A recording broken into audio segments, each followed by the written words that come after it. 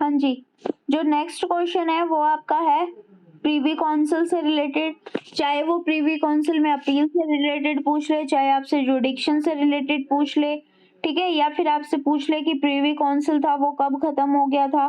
तो ये क्वेश्चन जब भी पूछा जाए ना 1726 से 1833 तक का पूछ ले, चाहे 1833 से लेके 1949 तक पूछ ले, तो ये जो प्रीवी काउंसिल का क्वेश्चन है ये आपसे पूछा जाएगा, ठीक है।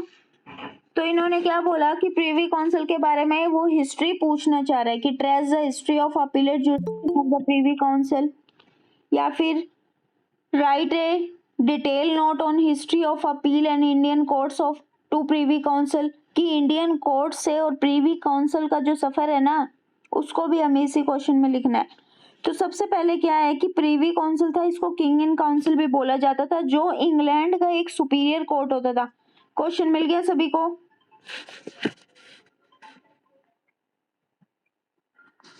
एक सेकंड, क्वेश्चन मिल गया सभी को?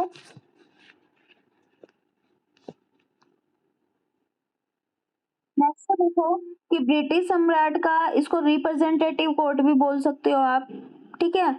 इस ब्रिटिश सम्राट में ब्रिटिश सम्राट को अपने साम्राज्य के अधीन जो भी स्थापित करना था वो किसी भी कोर्ट में अपील सुनने की जुडिक्शन थी, ठीक है। फाउंटेन ऑफ जस्टिस भी इसको माना जाता था, सम्राट न्याय का स्रोत, fountain of justice Privi council को। वह इस जुडिक्शन का प्रयोग हाउस ऑफ लॉर्ड और प्रीवी काउंसिल के माध्यम से करता था। जो आपकी हाउस ऑफ लॉर्ड्स है इंग्लैंड के लिए और प्रीवी काउंसिल जो उपनिषद हैं उनके लिए अपीलेट कोर्ट के रूप में क्या स्थापित हो गया था। पहले प्रीवी काउंसिल में अपील काउंसिल की दया पर निर्भर करती थी, लेकिन कालांतर में वो क्या एक राइट बन गया था कि भाई प्रीवी काउंसिल में आप अपील जो है ना वो कर सकते हो, जब अगर मान लो आपको अलाउ कर दिया जाए। लेकिन बाद में क्या एक राइट बन गया था कि आपके मामलों में अपील क्या है प्रीवी काउंसिल में जाके कर सकते हो।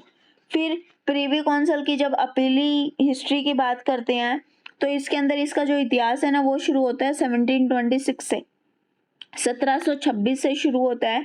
इस इतिहास के अंदर क्या हुआ, इस हिस्ट्री के अंदर जो अपीलेट जुडिक्शन थे उसको दो भागों में डिवाइड कर दिया।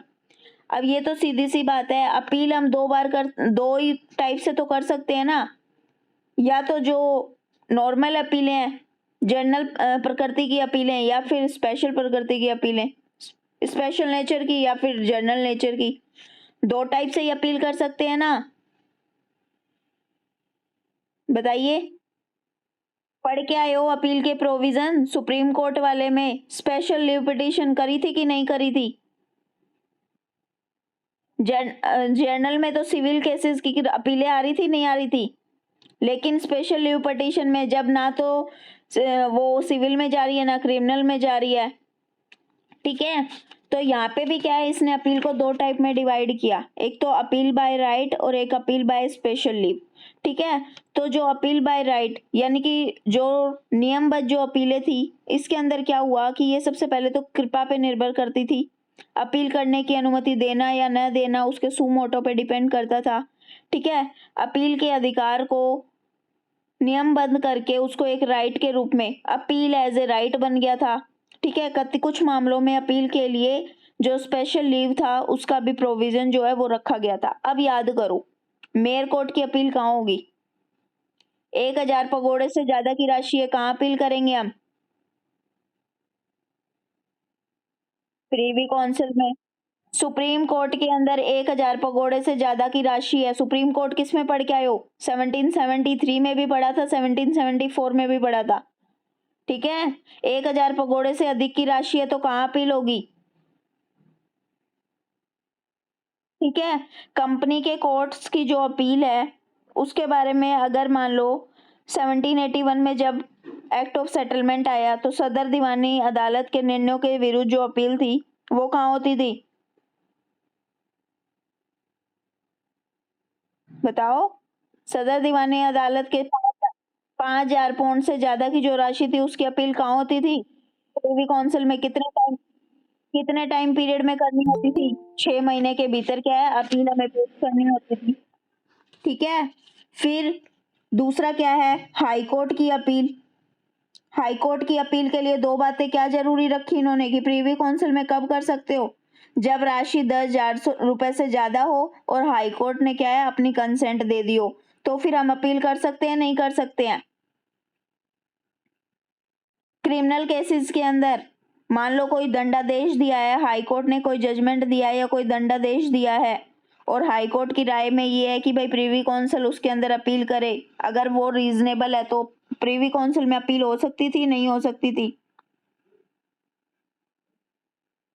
फेडरल कोर्ट के बारे में, फेडरल कोर्ट के जो जजमेंट थे उनके अगेंस्ट जो प्रीवी काउंसिल में अपील दो टाइप से कर सकते थे, एक तो उसके एरिया के अंदर जो अपील दी गई है और एक क्या है अपीलेट फेडरल कोर्ट की कंसेंट के बिना की जा सकती थी। कब की जा सकती थी, जब अन्य मामले जिसमें प्रीवी काउंसिल और संघीय न्यायालय की विशेष अनुमति आवश्यक थी। फिर आता है special leave petition. Special leave to appeal की जब बात करते हैं तो सिविल केसेस में स्पेशल लीव टू अपील के लिए किन दिशाओं में की जा सकती थी, जब सीधी सी बात है स्पेशल लीव टू अपील कब की जाती है, जब कोई लॉ का सब्सिस्टेंशियल क्वेश्चन हो, ठीक है, और जिसके अंदर दूसरी चीज क्या है पब्लिक इंटरेस्ट कनेक्टेड हो। भाई पब्लिक इंटरेस्ट कनेक्टेड होगा और लॉ का कोई क्वेश्चन होगा तभी तो आप अपील कर सकते हो ना स्पेशल लीव पिटीशन में, या फिर ऐसे ही कर सकते हो। ठीक है, सिविल केसेस के अंदर कंसेंट लेना, स्पेशल लीव टू अपील करवाना आसान था, लेकिन क्रिमिनल केसेस में उतना ही कठिन। क्रिमिनल केसेस में ये जो कारण थे नहीं दिए जाने के दो ही कारण थे कि अपीलों की एक तो संख्या को कम रखना था, ठीक है, प्रीवी काउंसिल और अन्य महत्वपूर्ण मामलों को निपटारा कर सके, और दूसरा क्या है मामले के निपटारे में विलंब को टालना ताकि लोगों के बीच में क्या है अपराध का जो व्यय है वो बना रहे। भाई सीधी सी बात है सिविल केसेस में तो मिल जाती थी, क्रिमिनल केसेस के लिए दो चीजें इन्होंने दिखाई कि भाई एक तो हम अपील को क्या है कम रखना चाहते हैं ताकि प्रीवी काउंसिल दूसरे मामलों को निपटा सके, और दूसरी चीज क्या है, दूसरी चीज इसने ये बोली कि भाई मामलों को हम इसलिए टालते हैं, जैसे कई बार हम सुनते हो ना कि कोर्ट कचहरियों के काम से तो कोई भगवान ही बचाए। नॉर्मल भाषा में जो नॉर्मल नेचर वाले जो लोग होते हैं वो यही बात बोलते हैं कि नहीं बोलते हैं, वो इसीलिए तो बोलते हैं ना ताकि उनको कोर्ट के चक्कर नहीं काटने पड़े, डर उनके दिमाग में डर बैठा रहे, ठीक है। तो ये जो इन्होंने था कि भाई अपराध के प्रति क्या है लोगों के बीच में डर बना रहे, इसीलिए क्या है वो उसके अंदर लेट कर देते थे उनको। क्लियर हुआ कि नहीं हुआ?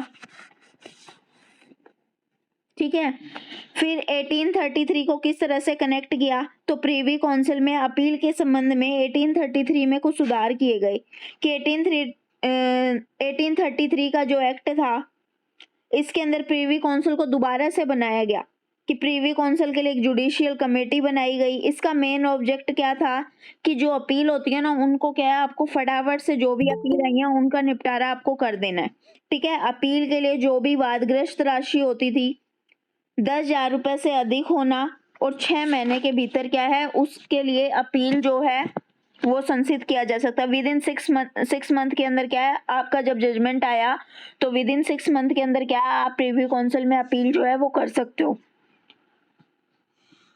फिर इसका जो जुडिक्शन है उसको कैसे खत्म किया गया, तो प्रीवी काउंसिल के द्वारा सुनवाई की जो जुडिक्शन है वो 1949 में एक एक्ट के द्वारा जो है वो खत्म की गई। भारत की जो कॉन्स्टिट्यूशनल कमेटी थी उसने प्रीवी काउंसिल की जुडिक्शन को यानी कि abolition of Privi council जुडिक्शन act जो है वो पारित किया गया। 10 अक्टूबर 1949 से प्रीवी काउंसिल की जो अपील की जो जुडिक्शन थी वो खत्म हो गई थी। प्रीवी काउंसिल का कोई भी क्षेत्र भारत पर अब कोई भी अधिकार क्षेत्र नहीं रहा, लेकिन उसके जो जजमेंट है ना वो आज भी क्या है भारतीय न्यायालयों के ऊपर आबद्ध कर है।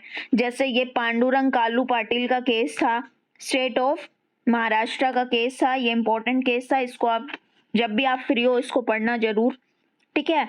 तो ये जो एक्ट आया ना abolition of Privi council जुडिक्शन act, इसमें क्या है प्रीवी काउंसिल को खत्म कर दिया। प्रीवी काउंसिल को जब याद रखते हो तो भाई सीधी सी बात ये है कि प्रीवी काउंसिल इंग्लैंड का कोर्ट था। जब हमारा देश आजाद हो गया तो 1949 के अंदर इसको क्या है फ्री कर दिया। याद रह जाएगा